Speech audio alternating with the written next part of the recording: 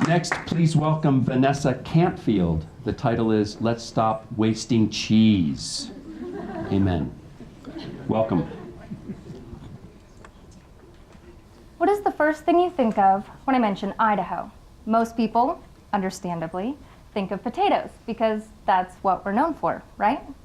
But did you know Idaho generates more than 3 times the revenue from our dairy production than we do our potatoes? Every year, Idaho generates over $10 billion in revenue from 14 billion pounds of dairy. Over 1 billion pounds of that is made into cheese. These statistics have led to Idaho being ranked 3rd in the entire country for dairy production. The revenue created funds over $1 million for youth support programs. It helps fund scholarships for students of all ages, summer camps, school supplies. It also helps provide the curriculum for health science and nutrition classes across the state. Recently, we had a couple facility partners come to us with the problem that they're throwing away over 10% of all cheese they make. This is causing Idaho to lose over $400 million every year. The defects that are seen in these cheeses include gaping cavernous holes, slits, cracks causing structural problems, even a foul, bitter smell. The taste, I'm sure, is not very pleasant on that either. Now, my research has confirmed that these defects are caused by bacteria. Yes, we expect to see bacteria in cheese. That's how cheese is made. But when we see a defective or rogue strain of bacteria or inconsistent concentrations of bacteria, that's when we see these defects starting to happen. This project enabled us to identify the bacterial population found in cheese. From there, we were able to look at specific DNA sequences common to all bacteria and identify through variations what the bacteria is contributing to those defects. We're now working on developing facility tests that our local facilities can use to help scan milk and decide if it's better suited for a different product.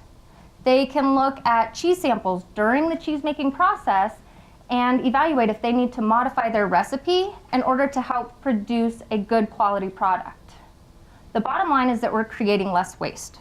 We're not manufacturing cheese, storing it for 4 to 8 months during the ripening process to throw it away because now we see defects. This project helps decrease that $400 million loss that Idaho sees every year. Increased profits allow us to reinvest greater in our communities. Thank you. Thank you, Vannessa. Thank you. I won't lie, I've appreciated all the presenters, but I have found a personal connection to Vannessa's work. What led you to this area of research, Vannessa? Well, my undergrad work was based in plants that were toxic. And, you know, it's Idaho. I grew up here. We have more cows than people. I mean, it is significant. Hold on. Is that right?